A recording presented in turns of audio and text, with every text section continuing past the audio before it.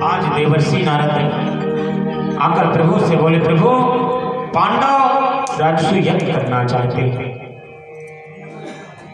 और राजसू यज्ञ तभी संभव होगा महाराज जब सभी राजाओं को जीत लिया जाए।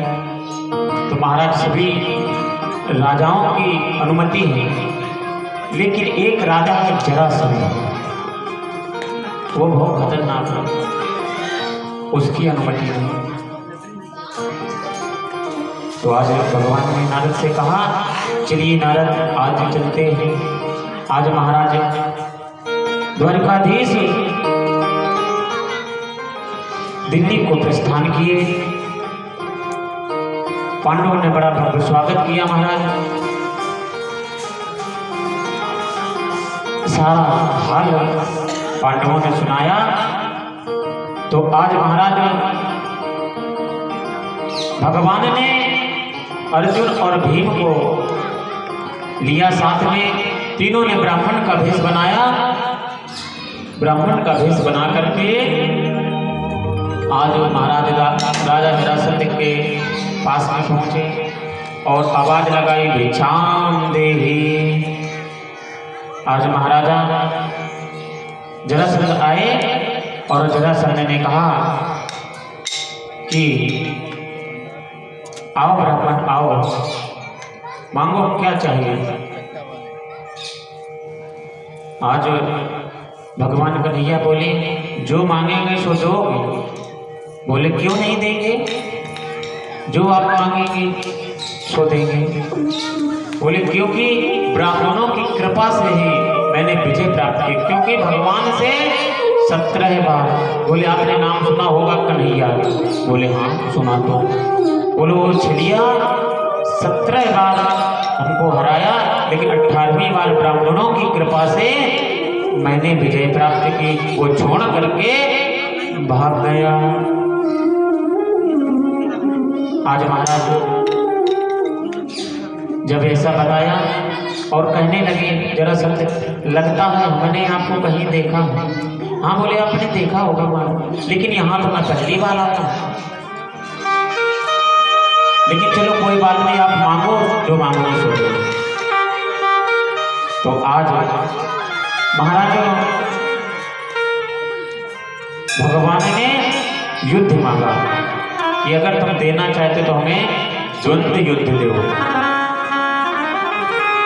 जब द्वंद्व युद्ध मांगा, आज जरासंध बोले पहले ही मुझे शंका हो, ब्राह्मण तो लड़ाई भिड़ाई नहीं करना चाहते। ब्राह्मण तो बढ़िया चकाचक माल पुआ पवाओ, तो पेट में हाथ घुमाए, लिफाफा थमाओ और जय जय श्री राम।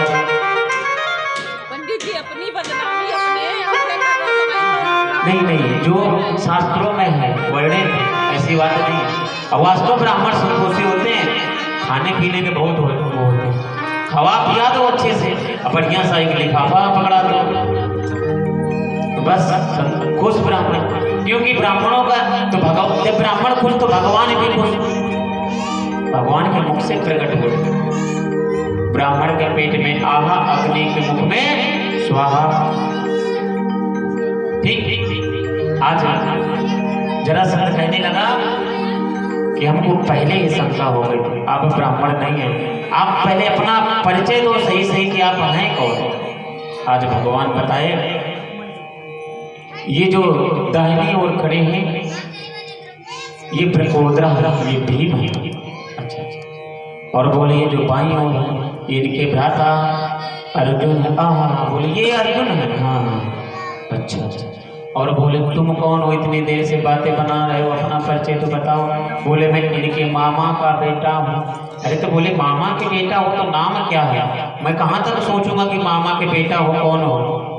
तब बताया मैं वही तुम्हारा पुराना शत्रु कृष्ण हूँ। अरे तुम छलिया, तुम हो भगोड़े, तुमसे तो मैं युद्ध कर नहीं सकता, क्योंकि मन में सोच रहा था कि 17 बार बड़े तो हारा हूँ, बड़े मुश्किल में एक बार जीता हूँ। अगर इससे लड़ूंगा तो कहो हार जाऊँ तो बड़ी बनाई पूरी सारी कहानी चौपट हो गई। तो महाराज बोले तुमसे तो मैं लड़ नहीं सकता, क्योंकि तुम तो भगोड़े रण छोड़कर भाग रहे थे। और बात रही अर्जुन की, तो अर्जुन भी छोटा है, बच्चा है, ये मेरे हिसाब का है नहीं, मैं इससे भी नहीं लड़ सकता। बात रही भीम, हाँ ये मोटा तगड़ा है कुछ, तो इससे हो जाए। आज महाराज भीम ने मन में सोचा कि देखो मैं साथ में आया तो बन गया ना, आज थोड़ा सा पढ़ाई कर दी ना, क्योंकि जरासंध ने भी, तो भीम ने सोचा अगर मैं नहीं आता तो काम सारा बिगड़ जाता महाराज, लेकिन मैं आ गया तो काम बन गया। आज महाराज युद्ध चालू हुआ, नस नस ढीली हो गई। आज 27 दिन तक युद्ध हुआ और 27वें दिन रात में भीम भगवान के पास गया कि महाराज आप तो बढ़िया दिन में युद्ध देखते हो, रात में बढ़िया चकाचक पाते हो और दोपट्टा सो जाते हो, हमारी स्थिति तो बहुत बेकार है। अब मैं लड़ाई नहीं कर सकता हूँ, ना हो तो चलो रातों रात भाग चलते। अरे बोले बदनामी कितनी बड़ी होगी, नहीं ऐसा काम नहीं करना है। तो बोले महाराज फिर तो मैं लड़ने लायक हूं नहीं, क्योंकि मेरा बदन इतना दुख रहा है। तब भगवान ने कहा तुम लड़ाई जब करते हो तो क्या मेरी ओर देखते हो, कम से कम मेरी ओर भी देख लिया।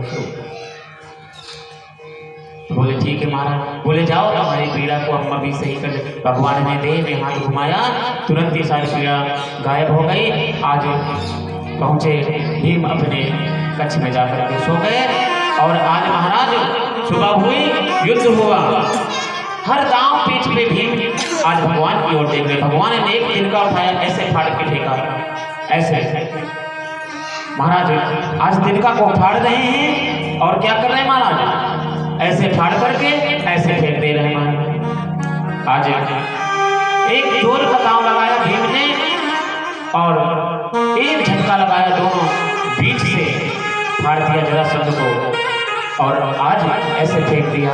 आज जरासंध का उद्धार हुआ। बोलिए बाकी बिहारी लाल की, भीम की जय जयकार हुई। आज जरासंध के पुत्र सहदेव को राजा बनाया और राजा बना करके जो 20,800 राजा कैदी थे सभी को छुड़वाया। आज भगवान राजसू यज्ञ में प्रवेश कर रहे हैं। देखते हैं कि महाराज उस यज्ञ में एक समस्या और खड़ी हो गई कि प्रथम पूजन किसका होगा यज्ञ में। तो भाई सहदेव ने कहा कि भगवान द्वारकाधीश का होगा। सभी की अनुमति हो गई, लेकिन वहीं पर शिशुपाल वो अनुमति नहीं दी। अरे बोले ना, इसने तो मेरे विवाह में मेरी होने वाली बहू को ही भगा कर ले गए थे, इसको प्रथम पूज कैसे बनाया जाए। भगवान को लगा गाली देने, जब गाली देने लगा भगवान को, भगवान गिनती करते रहे, क्योंकि इसको वरदान था कि 100 गाली तक हम इसको नहीं मारेंगे। अगर 100 से एक भी ऊपर जाती है तो ये बचेगा भी नहीं। महाराजा देता ही रहा गाली, आभास नहीं रहा। जैसे 100 के 101 हुई, भगवान ने अपने चक्र सुदर्शन को आदेश दिया और महाराज उसका सर धड़ से अलग हुआ, एक दिव्य ज्योति निकली और भगवान में समाहित हो गई। सभी ने देखा जो दुष्ट राजा हैं अगर कुछ भी गड़बड़ करेंगे उनका यही हाल होगा। महाराज आज यज्ञ प्रारंभ हुआ, बड़े धूमधाम से आज यज्ञ संपन्न हुआ। और इसी यज्ञ में दुर्योधन को पांडवों की सभा में घुसते हुए जल में थल, थल में जल दिखाई पड़ा।